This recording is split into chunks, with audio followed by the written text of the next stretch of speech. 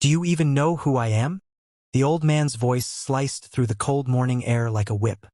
His face burned red with fury as his hand cracked across the tomb guard's cheek, leaving a bright, unmistakable handprint. The crowd gasped. Cameras lifted, but the guard didn't move. He stood there, stone-faced, silent, unshaken, as if the strike had never happened. And in that moment, everyone knew something was about to change. It was a gray winter morning at Arlington National Cemetery. The air hung heavy with silence, broken only by the rhythmic click of the guard's boots as he patrolled before the tomb of the unknown soldier. Each step was a symbol, precision, duty, honor, the kind of discipline that most people couldn't comprehend. Tourists gathered behind the rope line, whispering, taking photos, respectful, all except one. At the front stood Charles Whitmore, a silver-haired CEO worth millions, his tailored coat fluttering in the breeze, diamond cufflinks flashing under the dull light. He wasn't used to waiting for anything or anyone. Beside him, his assistant whispered, "Sir, we should be quiet here." But Charles sneered. Quiet? For what? He's just a guard walking back and forth. Doesn't even speak. The assistant's eyes darted nervously to the soldier. Tall, young, stoic, eyes hidden behind dark sunglasses. His name tag read, Henderson.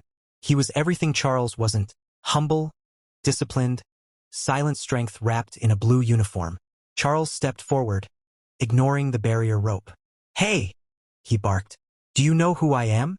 The guard's voice was calm, trained, unwavering. "Sir, please step back. You are violating the ceremonial boundary." Charles scoffed, chuckling. "Boundary? I own companies that fund half the veterans' charities in this state. You work for me, soldier." But Henderson didn't flinch. "Sir, step back." That's when Charles lost it. Rage boiled over pride. He took one step too many, and in front of dozens of horrified onlookers, he slapped the tomb guard across the face. Gasps erupted. A child screamed. The assistant's hand flew to her mouth. The bright red handprint stood out sharply against Henderson's stoic expression. Yet he didn't react, didn't blink, didn't move an inch. The silence that followed was louder than the slap. Moments later, two security officers approached from the background, but Henderson subtly raised a hand to stop them. "It's all right," he said quietly. His voice was steady, almost gentle. Charles smirked. "That's what I thought. You know your place." But then Henderson spoke again, this time louder. "Sir, I stand here not for myself, but for every man and woman who never came home. The tomb you just disrespected honors soldiers who gave their lives for people they never even knew, including you." The crowd fell completely silent. Even the wind seemed to pause. Henderson took one precise step forward, his voice deep and resonant.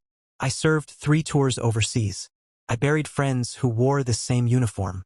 So no, sir, I don't care who you are, because the unknown soldier represents those who gave up who they were, so you could live free." Charles's smirk vanished. His hand trembled slightly.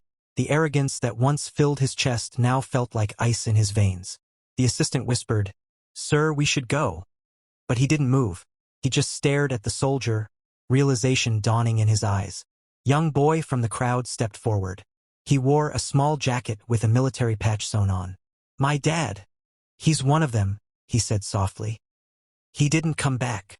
The boy's mother reached for him, but Henderson knelt down slightly, eye level with the child. "Then your father's memory lives here," he said gently. "And I promise, as long as I stand guard, he'll never be forgotten." The crowd began to clap, not out of excitement, but respect. A slow, rising wave of applause that echoed through the quiet grounds. Charles turned away, his face pale.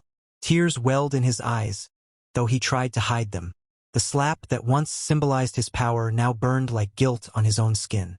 Later that afternoon, when the crowds had gone, Henderson was quietly cleaning his uniform in the barracks, the red mark still faintly visible on his cheek.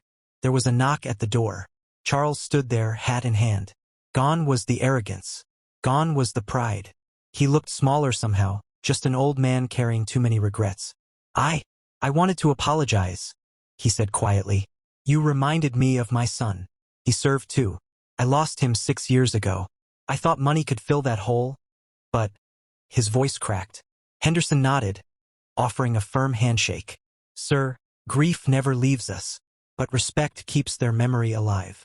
Charles hesitated, then took off a gold pin from his lapel, a small emblem of his company, and placed it beside Henderson's medal. "Then I hope this stands for something better now," he said. Henderson smiled faintly. "Sir, it already does." As Charles walked away, he turned back one last time. Henderson had resumed his post, marching before the tomb, unwavering, eternal. The CEO watched, realizing for the first time in years that true strength isn't measured in power or money, but in silence, sacrifice, and honor. And for once, he bowed his head. Sometimes, the loudest lessons come from the quietest people. If this story touched your heart, share it with someone who needs reminding that respect costs nothing, but means everything. Subscribe, and tell us what this story means to you in the comments below.